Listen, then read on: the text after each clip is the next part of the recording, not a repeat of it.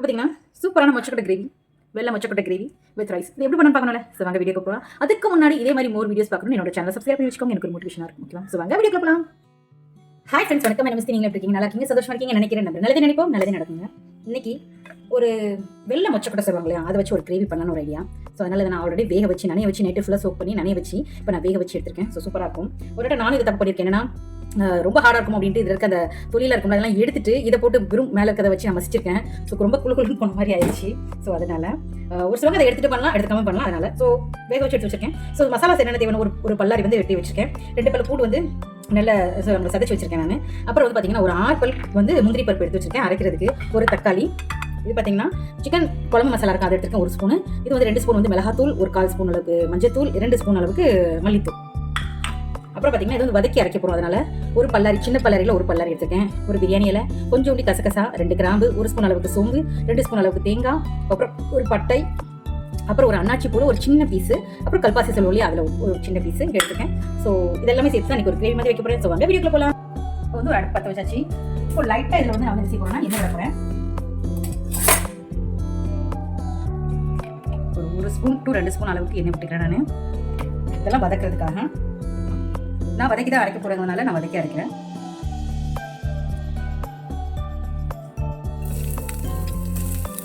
பல்லாரி, கசகசா, சோம்பு, கிராம்பு எல்லாமே நான் வந்து லேசாக வதக்கி விட்டு அரைக்க போகிறேன்.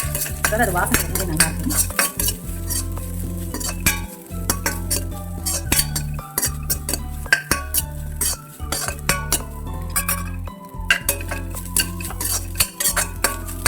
ரொம்ப வதக்கணுங்கிறது இல்லைங்க, அதனால நான் வந்து கொஞ்சம் லைட்டாக தான் வதக்க போகிறேன். இதில் மட்டும் கொஞ்சம் சோடி உப்பு சேர்த்துக்கிறேன். நான் வந்து வத்தல் சேர்த்து நம்ம அரைக்கலாம். வத்த பொடியும் மிளகாத்தூளோட எடுத்து வச்சிட்டதுனால நான் வந்து அதை சேர்க்கல. பச்சையாக போட்டுலன்னா அதோட சேர்த்து உங்கள்கிட்ட ராவா இருக்குது மிளகாத்தூள் மல்லித்தூள் இல்லை, நீங்கள் இந்த மாதிரி அரைச்சி கூட நீங்கள் சேர்த்துக்கலாம். நல்லா வதக்கிக்கோங்க.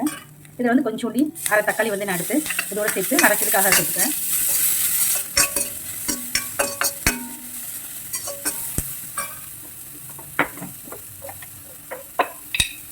இது கூட 1 ஸ்பூன் அளவுக்கு நான் வந்து இஞ்சி பூண்டு பேஸ்ட் எடுத்துக்கிறேன்.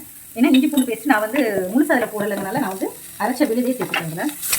இன்னும் வாசனை நல்லாயிருக்கும். அதனால்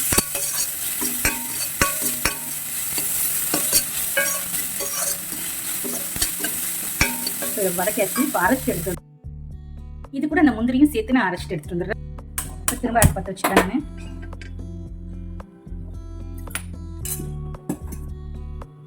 அடுப்பை பற்ற வச்சுட்டு கடை நம்ம வேலைகளை ஆரம்பிச்சிடலாம். ஆல்ரெடி இதில் கொஞ்சம் தண்ணி விட்டு தான் நான் மிக்ஸ் பண்ணி அந்த இதை எடுத்துருந்தேன், மசாலா எடுத்துருந்தேன். அவ்வளோதான், ஹீட் ஆயிடுச்சு. திரும்ப வந்து பார்த்தீங்கன்னா ஒரு 2-3 ஸ்பூன் அளவுக்கு நான் வந்து கொஞ்சம் எண்ணெய் விட்டுக்கிறேன்.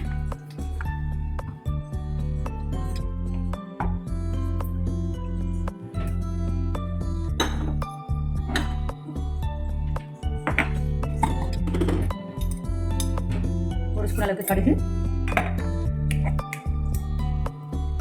கொஞ்சம் சீரகம். நம்ம ஆல்ரெடி இந்த சோம்பு போட்டிருக்கோம், அதில் போட்டு தான் நம்ம வந்து மசாலா அரைச்சிருக்கோம். பட் இருந்தாலும் ஒரு 1/2 ஸ்பூன் அளவுக்கு திரும்ப சோம்பு சேர்த்துக்கிறேன், ஃப்ளேவர்ஃபுல்லாக இருக்கும் அப்படிங்கிறதுனால. அப்புறம் ஒரே ஒரு பிரியாணி இலை,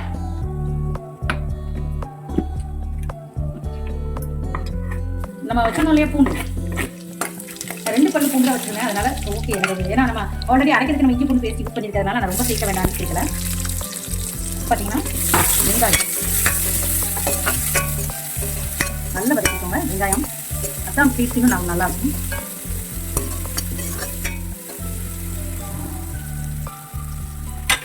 இப்போ வந்து இதுக்கு மேலே வந்து இந்த வெங்காயம் கொஞ்சம் வதக்கிறதுக்கு கொஞ்சம் லைட்டாக உப்பு சேர்த்துக்கேன். 1 ஸ்பூன் அளவுக்கு சேர்த்துருக்கேன்.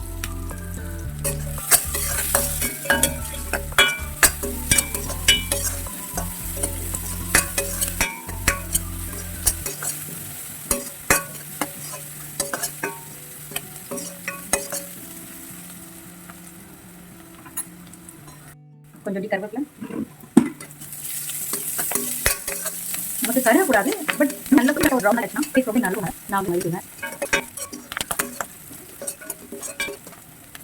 லைட்டாக ஒரு ரவுண்ட் வரும். அதுக்கு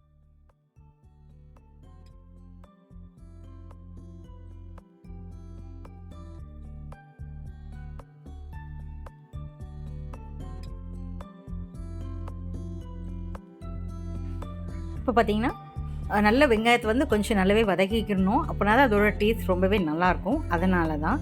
ஸோ நல்ல வெங்காயத்தை கொஞ்சம் நல்லா வதக்கி விட்டுட்டு நம்ம மொச்சக்கொட்டையை அடுத்தது உள்ளே போடலாம். ஸோ கொஞ்சம் வெங்காயம் அதுக்கு வதக்கிறதுக்கு முன்னாடி மசாலாஸில் வந்து நம்ம சேர்த்துக்க போகிறோம். ஸோ மசாலாஸ்லாம் கொஞ்சம் சேர்த்து நல்லா வதக்கி விடுவேன்.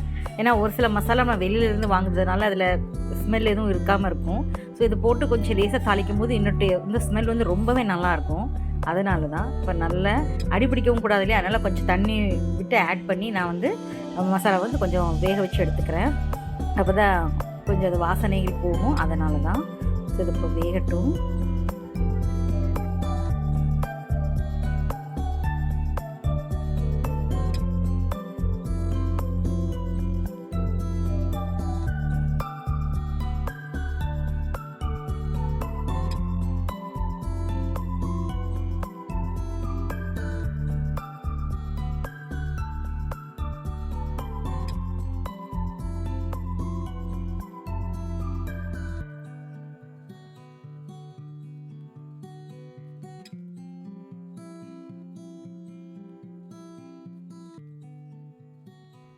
இப்போ பார்த்திங்கன்னா அந்த மசாலாவோடு சேர்த்துட்டு நம்ம வந்து இந்த மொச்சக்கொட்டையும் சேர்த்து போட்டு அதோடு சேர்த்து நான் வந்து ஆல்ரெடி இதை குக் பண்ணி வச்சுருக்கறதுனால ரொம்ப போட்டு இது பண்ண மாட்டேன். ஸோ நல்லா அந்த மசாலாவோடு சேரணும்.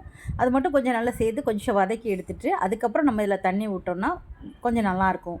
அந்த கிரேவி மாதிரி பதம் வரும். ஸோ அதனால தான் பாருங்கள், எல்லாத்தையும் நான் வந்து தண்ணியை ஃபுல்லாகவே அந்த கரண்டியில் இருக்க மசாலாவும் இதான் சேர்த்து நான் தண்ணி விட்டு இதை இப்போ தான் வேக வச்சு எடுக்க போகிறேன்.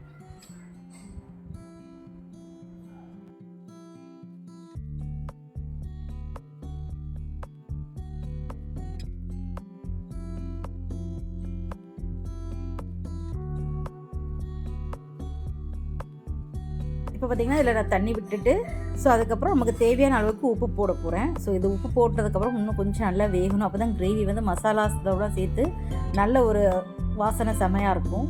ஸோ சூப்பராக இருக்குது பாருங்கள், அதோட வாசனை பயங்கரமாக இருக்குது. இதோடு சேர்த்து நம்ம அரைச்சி வச்சுருந்தோம்ல, வதக்கி அரைச்சி வச்சுருந்த தேங்காய் இதெல்லாம் நான் வந்து உள்ளே சேர்த்துக்கிறேன்.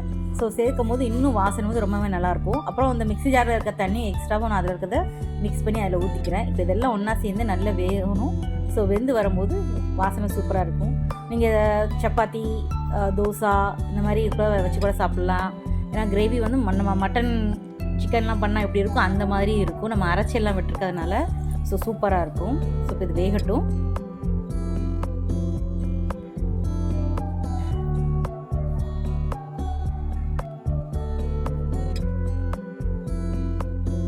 வந்து பார்த்திங்கன்னா நல்ல ஓரளவுக்கு செமி கிரேவியாக வந்துருச்சு. நமக்கு சப்பாத்தி கூட, தோசை, நான் இது கூட வேணால் நம்ம சாப்பிடலாம். சாதம், தோசை சாதம் இது கொஞ்சம் இன்னும் கட்டியாக வச்சிங்கன்னா இது வந்து நம்ம சப்பாத்தி அதுக்கு மாதிரி குருமா மாதிரி நம்ம சாப்பிட்டு ரொம்பவே நல்லாயிருக்கும். ஸோ நான் இப்போ வந்து இதில் மல்லி வந்து கட் பண்ணி விட்டுக்கிறேன்.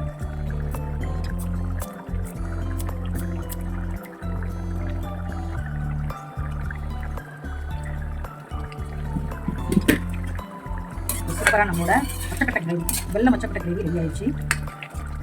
ஸோ வாங்க சோ பண்ண ஆரம்பிச்சிடலாம். இப்போ பார்த்தீங்கன்னா சுட சுட சோறு, சோத்துக்கு மேலே நம்மளோட மொச்சக்கொட்டை குழம்பு.